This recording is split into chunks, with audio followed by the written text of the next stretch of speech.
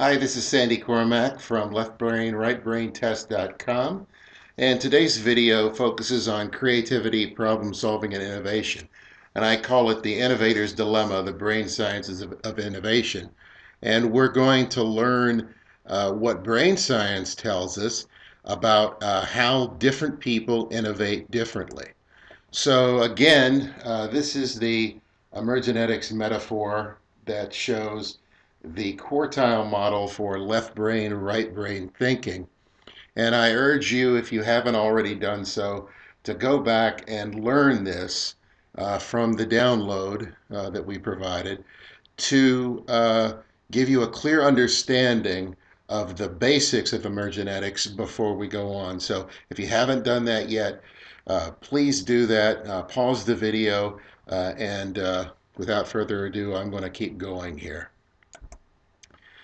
So what we're going to explore first is what's the difference between creativity, problem solving, and innovation. They're all interrelated, but they each have a slightly different meaning in the context of coming up with new and innovative solutions. So what I want to lay out for you, first of all, is to think of problem solving as the process. Problem solving is the process by which we solve problems. And there are many different problem solving models. What I'm going to lay out for you here is sort of a very simple four-step process. Most problem solving processes are variations on these four steps. The first step is to define the problem. You look at the problem from different perspectives. You get down and deep into the root causes of the problem, and then you focus on the things that you're going to try to address in the process. And then, after you've defined the problem, you generate ideas. Different people generate different kinds of ideas. We're going to talk a little bit about different kinds of ideas later, but this is the step where you just sort of put everything out on the table. It's far beyond mere brainstorming. You generate ideas through creative thinking techniques that you never thought you could have generated before. And after all of these ideas are out, you select the ideas that you think are the most have the most promise of succeeding. And then you take those and you craft them into workable solutions. You do this through a refinement process. You determine what it will take to actually go from the raw idea to a workable solution. And then from that, you select which solutions you're going to implement, and then you go and you implement them. And it sounds pretty simple and straightforward. In practice, it is anything but. An individual can do this on their own, but more commonly, the messier the problem, the more people you bring into the process. All right? So what is it that drives this process? Creativity is the fuel for this process. Typically, in a group problem-solving session, you've got an individual who owns the problem, a facilitator who leads the process, and then the brain power, which is the group of people who are there to solve the problem. And they bring their creativity with them into the process. And this process leverages that creativity and uses it to fuel the process, to define the problem, to generate the ideas, to craft the solutions, and then to implement. And then the outcome of this process, fueled by creativity, is innovation. So this is how you differentiate the three. Problem solving is the process, creativity is the fuel for the process, and innovation is the product of the process. So now I want to talk about how the four thinking styles in emergenetics participate in this process. The analytical thinker likes to focus on the problem definition stage. They want to develop a clear picture of the present situation, and they use that with by assessing facts and data, statistical analysis, um, to to create a very clear definition of the problem. Um, they will assess solutions based upon pros and cons. So if you've got a group of solutions on the table, they'll seek to say, what are the advantages of this solution? What are the disadvantages? And then are there any ways that we can mitigate those disadvantages? They also like to measure solutions for effectiveness. So after they're implemented, they want to see, are the solutions doing what we said they should do? If they are, great. If not, we have to go back and change some things. And when they develop ideas, their main idea focus is refinement. The preferred tool of the analytical thinker is the 80-20 rule, the Pareto principle, where you find the 20% of the things that you need to do that yield 80% of the value. So the analytical thinker is going to want to find those 20% solutions that provide 80% of the value and make sure those are on the table to be implemented. Now, the structural thinker likes to focus on the process and the procedure. They look at an organization as a set of processes and procedures, and they will look within that structure to see if they can find what the problem is. They like practicality and reliability, and they seek to increase efficiency and effectiveness through their creativity. They like to leverage what has worked in the past. So the structural thinker is the one who is more likely to say, we don't need to reinvent the wheel here. We just need to do what works. And they are energized by implementing. When it comes time to implement, the structural thinker will want to be leading that. They will want to be out there getting things done, getting their hands dirty. And their main idea focus is on improvement. They want to make things new and better. The social thinker participates in this process through rigorous interaction with others. When a problem surfaces, they want to talk to other people to get their perspective on the problem. And they use the input from others to develop their ideas. They like to socialize solutions. If there are some solutions that are going to be considered, they want to go talk to people and say, what do you think of this solution? How is it going to affect you? Because their goal is to select the solutions that help us the most without hurting us. They are very tuned to the emotional health of the organization, so ideas and solutions that will upset that are things that they generally want to avoid. And the main idea focus for the social thinker is collaboration. The conceptual thinker wants to create a clear vision for the perfect outcome. In other words, they'll say, what does the perfect outcome look like? Can we paint a picture of what it looks like when this problem is solved? What will things be like when this problem is solved?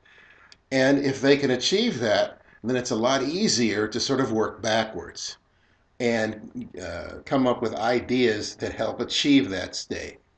And sometimes the solutions will just present themselves once you've defined that clear vision. The conceptual thinker will gain understanding of the problem, and then they'll step away and they'll sleep on it because they rely on their intuition to help solve problems. So they'll sleep on it overnight. Their intuitive mind is working on the problem, and then they'll wake up and then boom, the solution just sort of appears to them. They produce intuitive, imaginative ideas. The more imaginative, the better. The bigger the idea, the better. And their main idea focus is on transformation. They are seeking new and different solutions. So I just wanted to put this up here. This is kind of difficult, and I don't want to pigeonhole anyone, but it's often instructive to see where people sort of gravitate to in the process. Now, I already said that the analytical thinker likes to focus on problem definition and on the solutions. Also, defining the problem is very important to the social thinker and the conceptual thinker. The conceptual thinker, more because they are energized by getting things started. So defining the problem is very important to them so that they can get to the next phase, which really energizes them, and that is generating ideas. The green thinker is also energized by generating ideas, but they don't want to spend too long on that, because they can quickly go from the idea phase to the solution phase. In fact, if they're very familiar with the solutions that have worked in the past, they might tend to give this a little short shrift and jump right to here. Now, I say the blue and the red like the solution phase, mostly because it gives them an opportunity to assess the solutions and make a selection. The blue will do it based on analytical procedures, sort of in an impersonal fashion. The red, more on a very personal socialization to find out how are these solutions going to impact the people in the organization. And then the implementation phase, the green thinkers, the structural thinkers, are going to want to be leading that. The blue thinkers will want to participate so that they can measure the outcomes, craft the metrics, to measure the outcomes. Now I'm going to try to characterize change for you, characterize innovation, because the degree of change, the degree of innovation that comes out of this process can have a extremely severe impact on the organization, depending on a number of factors. This book that I'm referring to here, The 7 Levels of Change, was written by Rolf Smith. I know Rolf. He runs something called the School for Innovators. I've been through the School the School for Innovators and the Advanced School for Innovators. I recommend it highly, but I recommend the book more so to everybody, because the book gives you a very clear understanding of what an organization goes through when it implements change. But for what I'm going to talk about here, I like to condense those 7 levels into 4. The first I call improve. So coming up with more effective methods, more efficient processes, making things cheaper, making things less expensive, more bang for the buck, just general improvements, incremental change, incremental improvements to where the basic structure is intact, it just works better. The next level I call refinement. When you refine something, you remove the things that are no longer needed. So that's, again, the 80-20 rule. In the refinement process, you find the 20% that makes 80% of the difference, and you focus on that. You discard the 80% or minimize the 80% that only provides 20% of the benefit, because it just doesn't make sense to focus a whole lot of energy on that after you've identified the 20 that gives you the 80. Then the third is copy and integrate. This is more of an externally focused uh, level where you maintain an awareness of what's going on around you. And this goes beyond merely understanding best practices. This is looking at, say, something in an industry that is totally different than yours, but faces some of the same problems, understanding how they have gone about solving the problems, and then seeing if you can adapt that to your situation. Um, a good example of that is the inkjet printer. You know, the inkjet printer is really at its core just a means of applying ink in a very highly controlled fashion. And that technology can be used for all sorts of things. It can be used for printing integrated circuits. It can be used for building organs out of tissue. Go and explore that sometime. Look up different applications for inkjet printer technology, and you'll see that that's the kind of innovation that was applied here. Um, and it's not limited to just products. It's business models. Internal processes, all sorts of things can be copied from other organizations and adapted to yours and integrated together in new and different ways. And then the fourth level is transformation. When you transform, you disrupt the structure that you have, you start with something totally new and different, and you build it literally from the ground up. And this is very disruptive, but it also, uh, despite the risk, has a tremendous potential for payback. Um, all new products that come in and disrupt the products they replace, like the DVD player, which replaced the CDs, which replaced records. Um, we see transformational innovation in the internet all the time when you can do things online that you used to have to go uh, and get in, you used to have to go to a travel agent to book uh, travel reservations. Now you can do everything online. That's very disruptive. It's transformational. So what I'd like to show you here is, in our discussions, we've sort of been hinting at this, but there are sort of different thinking styles that gravitate towards these different levels. So the green thinker gravitates towards improvement. The blue thinker gravitates towards refining. The yellow thinker gravitates towards transformation. Okay?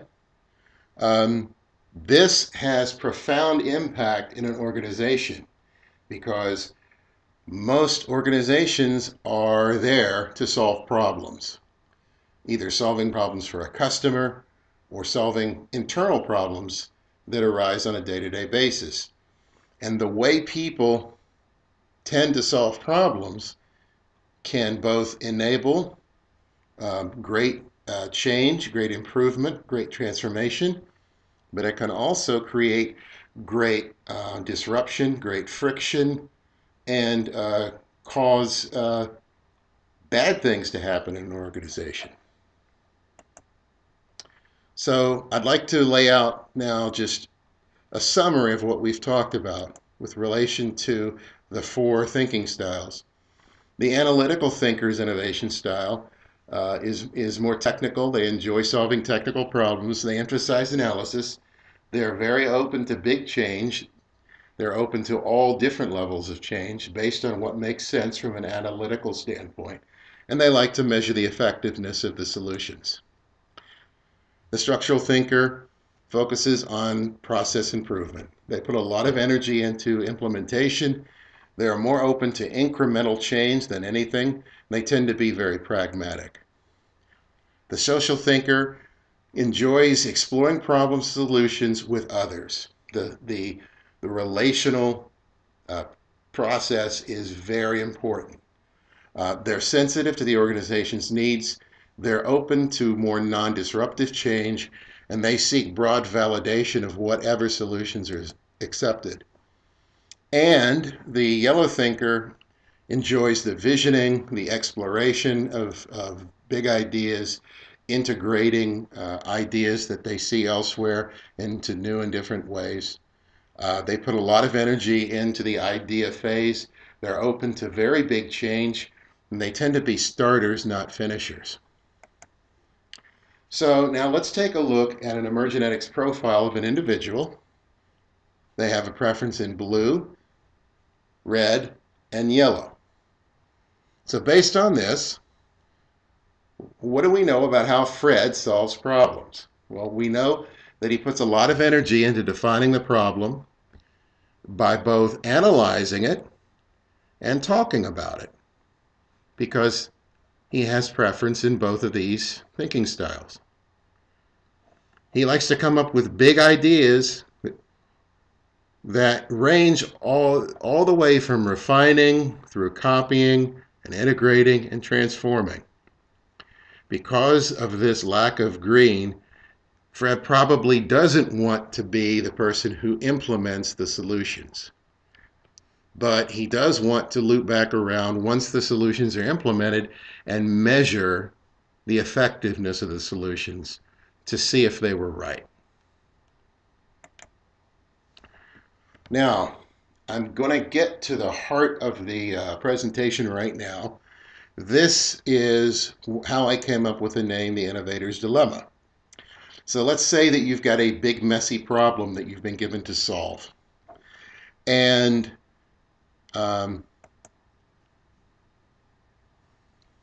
if this problem falls within your ability to solve, that's great. We're going to call this problem Problem A. So you can focus all of your creative energy on Problem A and solve it. But what happens if Problem A lies outside of your ability to solve? Because it requires a solution that doesn't align with your particular creative approach. In that case, you're going to need to bring in a collaborator, somebody who possesses something that you don't. Now, this person has some preferences in yellow and red that aren't present in you, and you're going to try to leverage that diversity between you in order to solve this problem. And you can do that, but you have to understand that there is now a problem called Problem B that lies between you. Problem B is the problem that's caused by the fact that you're different, that you think differently, that you go about doing things differently. And that's going to naturally cause some friction between you. And when you bring someone in, it enables you to handle a wider range of problems, but it also limits you if you can't handle this problem between you. So the innovator's dilemma is, how do we minimize problem B so that we can focus all of our creative energy on problem A? And so I'm going to bring this to a close by telling you how you can do that. So to harness your team's vast creative diversity, you must minimize problem B. If problem B is substantial when it's just between two people, think about when it's between the people in your team, all the individuals in your team.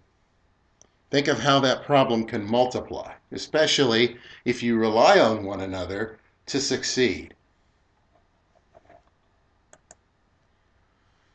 So the Brain Science Workshop can provide insight and awareness so that everyone understands the mental diversity that they bring to the group. And then the problem-solving workshop takes these people and builds them into collaborative innovators. So what I would do in order to solve the innovator's dilemma is to first, you the individual need to understand your own brain preferences. Then you need to understand your team's brain preferences, and your team needs to understand yours and one another's. Okay? So now both you and your team have an insight. They have an insight into how everyone thinks. They now understand the strengths and the weaknesses that everybody brings to the team. From that, you need to understand your team's creative diversity. How do each of you go about solving problems? What strengths do you bring to the problem-solving process that you can leverage? And then learn the problem-solving process and leverage that diversity. The process is not a natural thing. It needs to be learned.